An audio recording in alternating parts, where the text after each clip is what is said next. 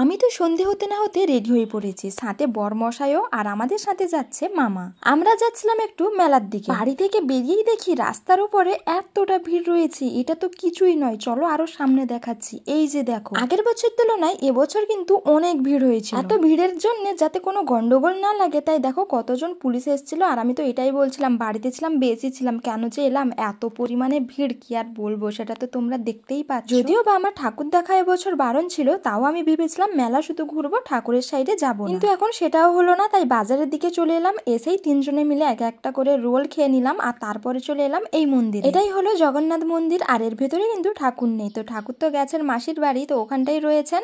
আর এই মন্দিরটা না এই বছর নতুন কালার করেছে, কতটা সুন্দর দেখো। আমি তো সবাইকে বলছিলাম চলো ভেতরে যাই, বাট তারা বললো না আর একদিন যাবো, আজকে আর যাবো না।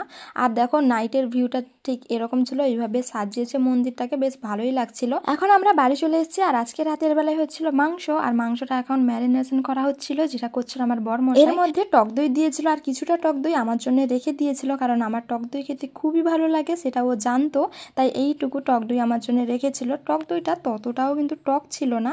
তো যাই হোক, আজকে যে রান্নাটা হচ্ছে সেটা কিন্তু করবে আমার বরমশাই। 3টে তরকারি রান্না হচ্ছে রাতে, আর 3জন মিলে রান্না করছে। প্রথমে মামি রান্না করে নিয়েছে, এখন মামির যে মা আলু ভাজছিল, তারপর ও রান্না করবে মাংস। দেখো ম্যারিনেশন করা হয়ে গেছে, এখন ও রান্না করতেও বসে পড়েছে। মাংসটা রান্না করতো মামা, বাট ও বললো দাও আমি আজকে রান্না করছি। রান্না বান্না শেষ করে সবাই গেছিল মেলাতে, বাট আমি তো মেলাতে যাব না, তাই আমি চাইনি। আমার জন্য নিয়েছিল রোল, আর নিয়ে এসেছিল এই আইসক্রিমটা। এই আইসক্রিমটা খেতে আমার খুবই ভালো লাগে, তাই আমার জন্য এটা এনেছে। আর এখানটায় সবাই বসে খাচ্ছিল, তাও আমি ওকে বলছিলাম খাওয়া দাওয়া শেষ করে তোমার জন্য কি আইসক্রিম রাখবো। সে বললো না আমার জন্য রাখতে হবে না, তাই আমি একাই খেয়ে নিলাম।